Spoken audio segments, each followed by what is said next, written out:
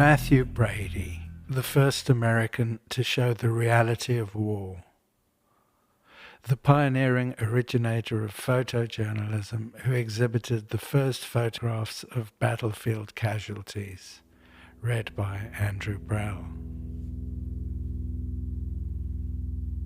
Mathew Brady was the most well-known and successful photographer in the world in 1861 when he invested his well-earned fortune into pioneering photojournalism, organizing teams to document the American Civil War, showing the factual reality of war for the first time to a public who rewarded him with penury.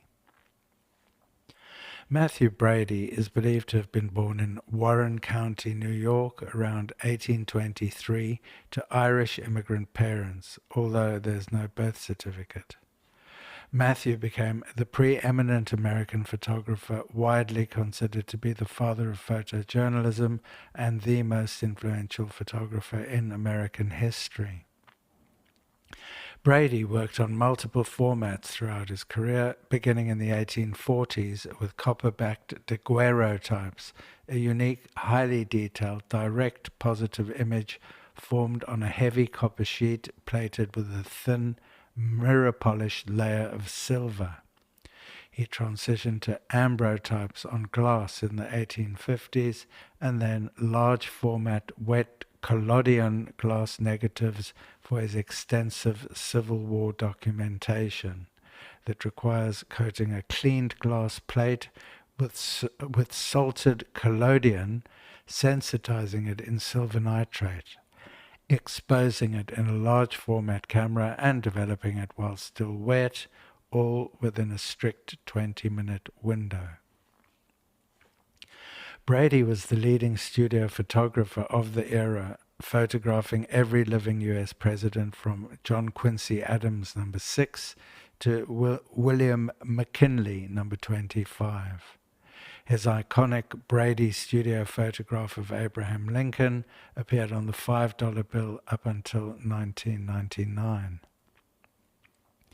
After a groundbreaking career establishing his place as the most accomplished photographer in the United States, with a studio in New York producing the most acclaimed work of the era, Brady was a wealthy 38-year-old at the top of his game in 1860 when the U.S. elections rolled around. In that very famous election, decades of controversy over the slave owners' right to rape their slaves legally followed on the heels of the Dred Scott decision of 1857, in which the U.S. Supreme Court voided the Missouri Compromise of 1820, making slavery legal in all U.S. territories. The election of 1860 was sure to further expose sectional differences between those who wanted to abolish slavery and those who sought to protect their right to rape slaves. Lincoln's running mate was Hannibal Hamlin, whose strong abolitionist views caused him to leave the Democratic Party for the newly formed Republican Party in 1856. The Lincoln-Hamlin Republican Party received almost 40% of the popular vote with over 1.8 million votes, defeating his nearest competitor, the Southern Democrat candidate John C. Breckinridge, a Kentucky slave owner and the 14th U.S. Vice President, the youngest ever at 36. Breckinridge viewed slavery as a constitutional and political issue rather than a moral wrong. He supported states' rights, including legal rape and impregnation of enslaved women, backed the expansion of slavery into federal territories, and later ran on a pro-intervention platform during the 1860 presidential election before joining the Confederacy. More than 60% of the country did not vote for Lincoln's abolition agenda. The 1860 U.S. Census recorded 393,975 individual slave owners out of a total United States population of 31.4 million. Roughly 1.4% of all Americans, or about 4.6% of the population in the southern states, owned slaves. 7 slave states in the South responded to Lincoln's victory by seceding from the United States and forming the Confederate States of America. The Confederacy seized U.S. forts and other federal assets in the South. The Hot War began on April 12, 1861, when the Confederacy bombarded Fort Sumter in South Carolina. A wave of enthusiasm for war swept over the North and South as military recruitment soared. 4 more southern states seceded after the war began, led by its slave-owning president Jefferson Davis. The Confederacy comprised 11 states containing 1/3 of the United States population. 2/3 versus 1/3 told its own story of an inevitable outcome. But the rich slave owners' right to rape their slaves legally meant they could propagandize their young men into dying horribly, killing their fellow countrymen for freedom. The freedom for a small handful of rich white rapists to keep on raping their slaves. 1/3 of Americans chose to go to war for 1.4% of Americans, all rich white men, to remain free to rape their slaves. In the 1850s, a strong young male slave typically cost between $1,050 and $1,600, roughly $35,000 to $50,000 today, depending on the market and region. Prices peaked in the late 1850s due to high demand for labor in the Deep South and rising cotton price. Shrewd businessmen in the South soon realized you could acquire new slaves for free. Thomas Jefferson had 6 with an enslaved woman, Sally Hemings. On large estates, white owners or overseers frequently fathered numerous children across multiple enslaved women over many decades. A canny white businessman could quite easily produce 10 strong young male slaves for free, earning himself a cool $500,000 in today's money, legally. Small wonder the South did not agree to abolition, eroding their capitalist freedoms. In the census 1860, there were some 4 million slaves. This represented roughly 12.6% of the total U.S. population of 31.4 million. According to official U.S. Census Bureau data from the 1860 United States Census, there were 411,613 enslaved individuals recorded in the mulatto, mixed race category. More than 6% of the slave population was the product of rape. That was not rape in American law because slaves were chattels without the right to say no. That was the law in the United States in 1860. More than 60% of Americans elected to not vote against changing that law in 1860. None of which made any difference to the American racist religious right's willingness to send their young men to a hopeless war they had no chance of winning, to die in misery and pain for nothing more than a small handful, the richest 1.4%, to keep on raping their slaves legally. These rich, white, racist, religious rapists were not going to step off their gravy train, not while they controlled the media, able to send the youth off to war to defend their freedom to rape. Both sides needed enthusiastic patriots to kill each other off in the battlefield for different reasons. The recruitment narrative followed familiar lines. In 1860, American news media promoting a government narrative was largely controlled by political parties working with wealthy editor-publishers, much as is the case today. The rich owned the media, who owned the popular leader class by manufacturing consent for the policies the rich imposed on the majority. The media role in recruiting men for the Civil War. Roughly 95% of newspapers held explicit partisan affiliations directly bankrolled by political factions to shape public opinion on both sides. In the North, powerful independent or partisan publisher editors like Horace Greeley and the New York Tribune were fiercely anti-slavery. Founded by Greeley in 1841, the NYT became one of the most powerful anti-slavery voices in the antebellum northern United States and a foundational organ for the modern Republican Party. James Bennett Sr. founded the New York Herald in 1835, growing it into the most successful and widely circulated penny press newspaper through sensational crime reporting, Wall Street financial coverage, and rapid technological adoption. The New York Herald was staunchly anti-abolitionist, frequently defending the institution of slavery, including slave rape rights, while ridiculing abolitionists and degrading African Americans. The owners of both newspapers wielded immense personal influence over editorial content and national discourse. The opinions of the majority were manufactured by the owners of the media complex, manufacturing popular support for the government's military recruitment.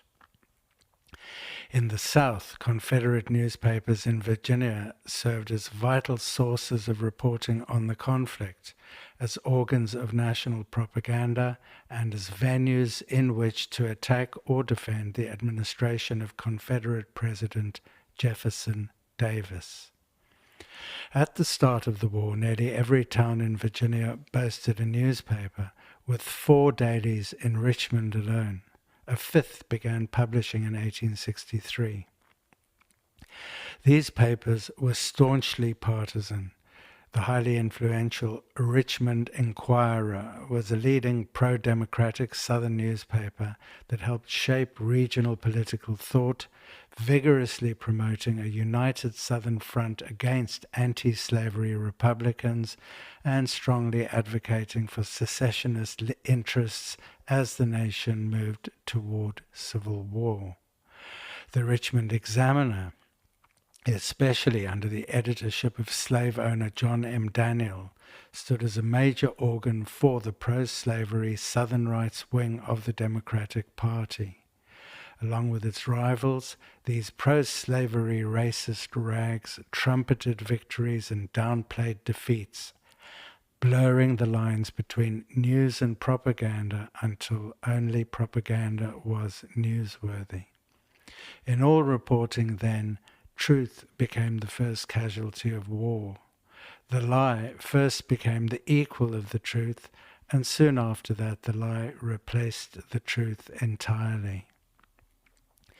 The majority of American people who identified as Christian nationalists believed what they were told as patriotic duty and Christian obligation, equally on both sides.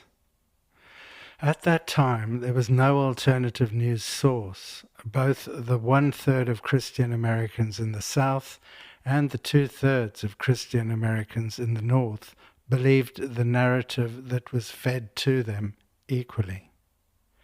The opinion of the majority was whatever the media owners said it was. The truth was what the government said it was through its media opinion manufacturing complex. As many as 3 million men served in the American Civil War, about 2.1 to 2.2 million for the Union and 800,000 to 1.4 million for the Confederacy. The vast majority of these soldiers on both sides initially volunteered in reaction to propagandizing campaigns by the mainstream media.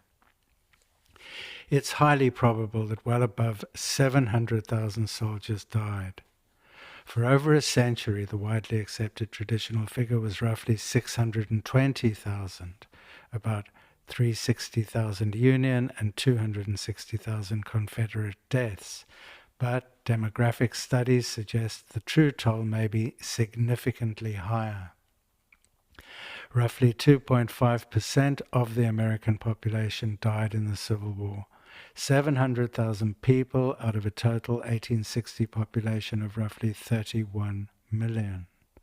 All because rich white Christian rapists convinced gullible Christian nationalist newspaper readers that they should kill 2.5% of the population for the rich white 1.4% Christian entitlement to keep raping enslaved people legally. In 1863, the Union recruitment poster read, "Freedom to the slave." Had they hired me at the time, I would have suggested, educate our black brothers, don't rape their mothers. Union recruitment slogans during the American Civil War focused heavily on preserving the nation, answering the patriotic call to duty.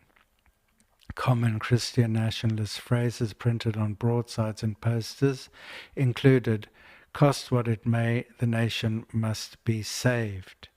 "Young man, your country wants you." "Rally, rally, rally to the call."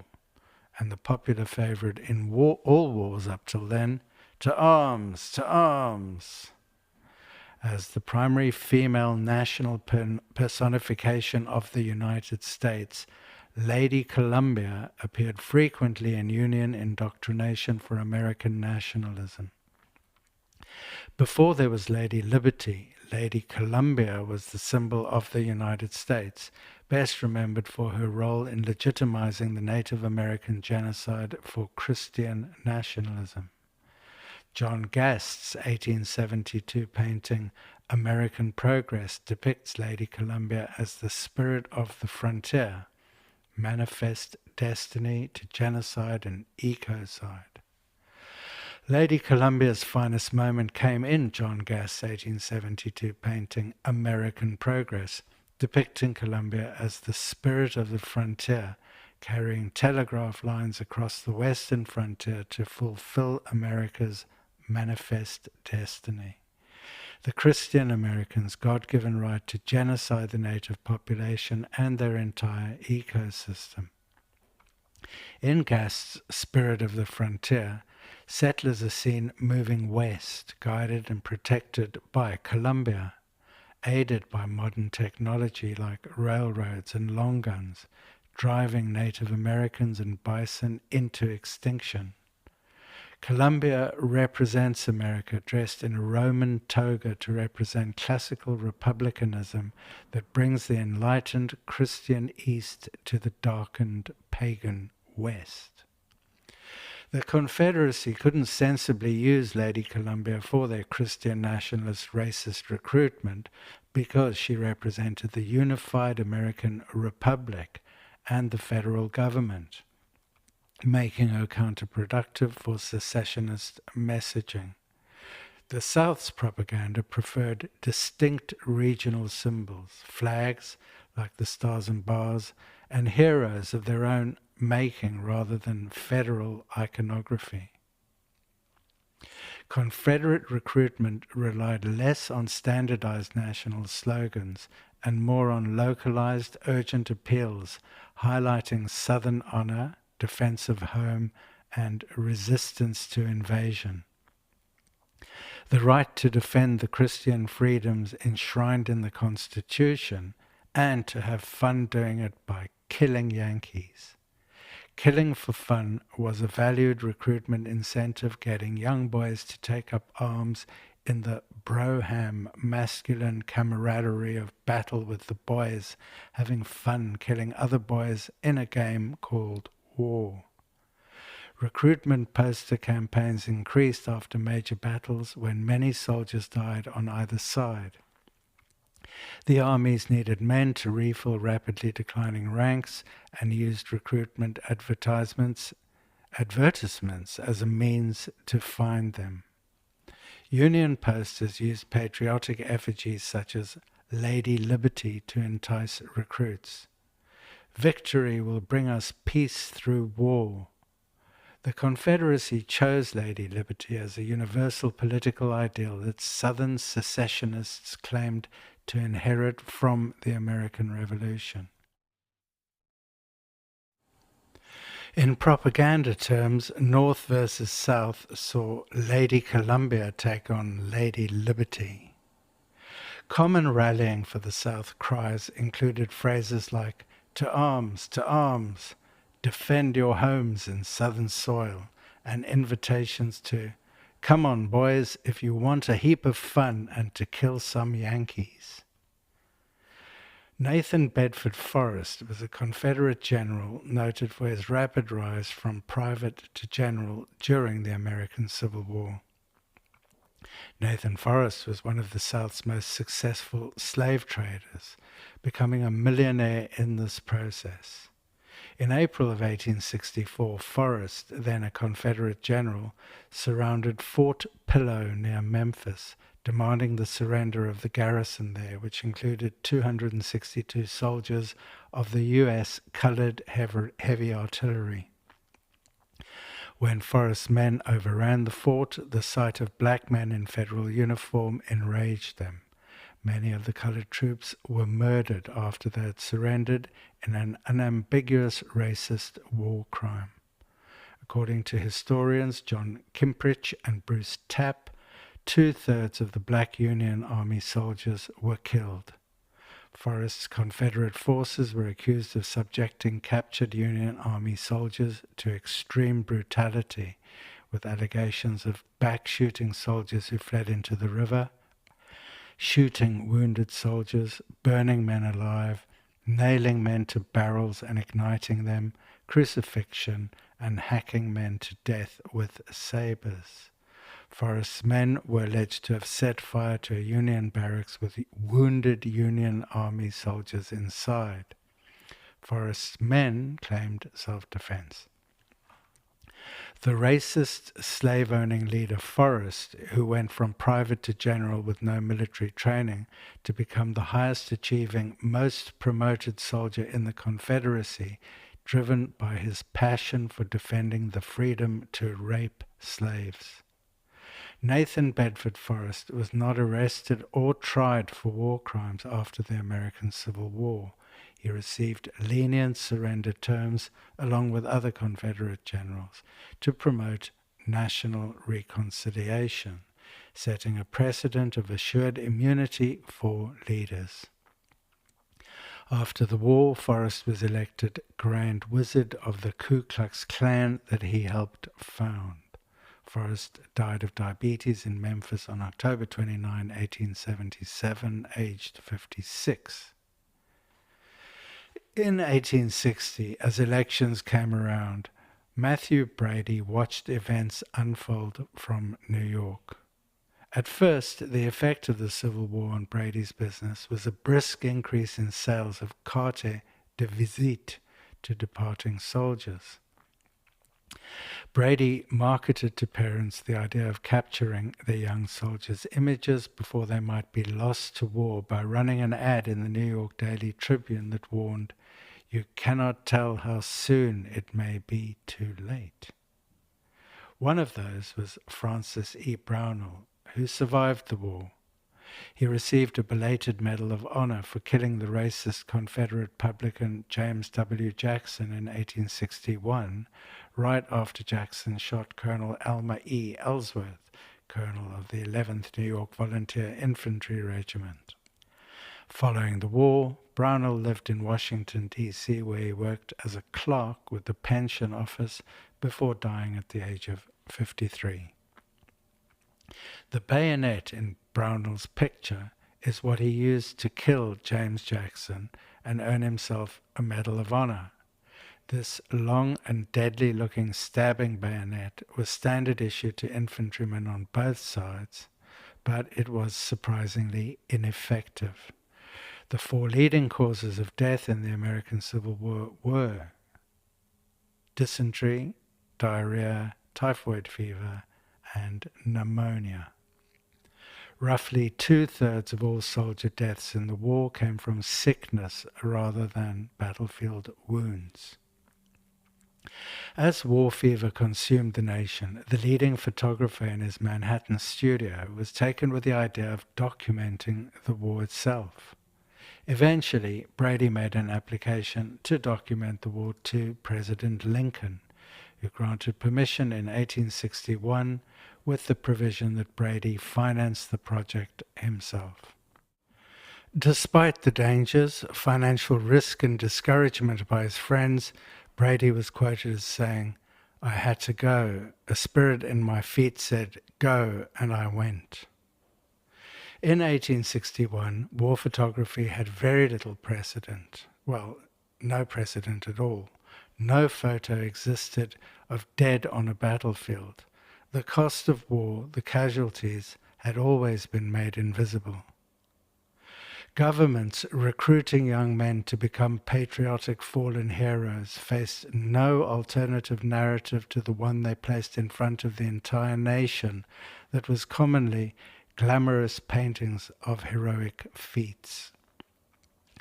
During the war, Brady went all in with the proceeds of his success as the leading photographer in the United States. He invested over $100,000, more than $4 million today, hiring a team of photographers to visit the battlefields and record the war, eventually creating over 10,000 plates.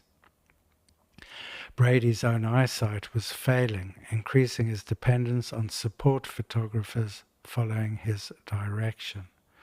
Possibly his best-known employee was Alexander Gardner, a Scottish assistant promoted to manager of Brady's Washington, D.C. gallery in 1858. Gardner was the photographer at the Battle of Antietam in September 1862. In legacy, Gardner's famous picture, Home of a Rebel Sharpshooter, was more widely seen after it was revealed he had moved the body for effect. The thousands of photographs that Mathew Brady's photographers such as Alexander Gardner and Timothy O'Sullivan took have become the most important visual documentation of the Civil War. They showed for the first time the reality of war that previously had been painted by artists paid by the warmongers. In October of 1862, Brady opened an exhibition of photographs from the Battle of Antietam in his New York gallery titled The Dead of Antietam. Antietam remains the bloodiest day in American history, with a tally of almost 23,000 dead, wounded, or missing on both sides. Although the Union Army suffered heavier casualties than the Confederates, the battle was a major turning point in the Union's favor. Many images in Brady's presentation were graphic photographs of corpses. This was the first time that anyone had shown the dead on a battlefield. The images showed bloated, decomposing bodies, dead soldiers left unburied, piled by fences. For the first time, the world saw the mortal decay that shattered the idealized myth of war successive governments had depended on to manipulate volunteers to sign up. A famous October 1862 review noted that crowds stood in hushed silence with magnifying glasses, chained by the strange spell that dwells in dead men's eyes. Brady and his team had brought the stinking horror of the battlefield right onto the sidewalks of Manhattan and into the living rooms of all Americans who saw the pictures and saw the reality of conscription into war for the first time. Conscription would never be the same again. Brady's exhibition of photographs couldn't coexist cheerfully with the government's efforts to recruit new fit young patriots for the battlefield abattoir. With this grand awakening following all who saw Brady's exhibition, there was an immediate drop-off in volunteers who, for the first time, could see what it is they were volunteering for. 4 months after Brady's Antietam exhibition revealed the truth of war to the American public, the Union passed its first national draft law on March 3, 1863, known as the Enrollment Act of 1863, the Civil War Military Draft Act. The government ability to use news media to manipulate opinions by simple indoctrination was ended. No longer could they apply glamorous representations of nationalist symbols defending God, country, and freedom for rich white men's entitlement to rape enslaved women legally. War caused young men to die in ways that were unimaginably horrific. Brady's images showed there is nothing glamorously heroic about dying violently. Those images, once seen, could not be unseen. The effects on the economy were significant. The government would face a costly new range of propaganda needs to convince the next generation to die on foreign battlefields for the rich class opportunities to become richer. To undo the damage Brady had done to low-cost Christian nationalist propagandizing methods. Thanks to Brady showing the world the first photographs of war in the new genre of photojournalism he had pioneered, the leader class opportunity to convince the illiterate class of young Christians to volunteer their lives in service to an entitled rich leader class for the price of a few newspaper articles underwent a significant new cost appraisal. By the end of the war, Brady's team had captured over 10,000 photographs, costing him over $100,000. He was no longer using daguerreotypes for this project, but the logistics of photographers, plates, tripods, and chemicals moving by wagon from battlefield to battlefield were not insignificant. As a shrewd and successful businessman, Brady had planned to sell the collection to the New York Historical Society. If the deal didn't materialize, he might reasonably have expected any government would see the value in having this rich, unique legacy of American culture teaching a new generation about war. After the war, with his astonishing collection of photos now prepared as the first truthful record of war without glossy censorship by a leader class, Brady held public exhibitions and offered prints to private buyers. Despite critics recognizing the enormous value of his work, commercial reaction failed to cover his massive wartime debts. Sales of prints were disappointing. In 1869, Brady petitioned Congress for payment as his debts mounted up. The government declined to purchase Brady's work. Ulysses S. Grant was President of the United States in 1869, succeeding Andrew Johnson. Grant had led the Union Army to victory as the General-in-Chief. Brady had photographed Grant many times. He knew all too well the value in Brady's archive and its effect on subsequent government recruitment needs. Post-war administrations and Congress repeatedly declined Brady's petitions, leading to his financial ruin with overwhelming debt. Brady lost his New York City studio and went bankrupt. A decade later, in 1875, Grant's Congress finally appropriated $25,000 for a portion of his remaining plates, but that was to pay outstanding creditors to Brady's estate and far too little to restore his fortune. The government had good reason to punish Brady for what he had done, telling the truth to American people about war with the costly consequences on government's ability to convince the next generation of Americans volunteering to die by bullet, bomb, and bayonet, dysentery, diarrhea, and disease for a rich leader class to turn a profit from war. Governments convincing young boys to go die for their personal enrichment in the same model of indoctrination Marine Corps Major General and two-time Medal of Honor recipient Smedley Butler would describe in his 1935 book, War is a Racket. Despite his reputation, fame, and success as the man who did so much to educate all Americans on their greatest national crisis, Brady spent his twilight years in a depressed state as he struggled financially, went blind, and endured the death of his wife, Julia, in 1884.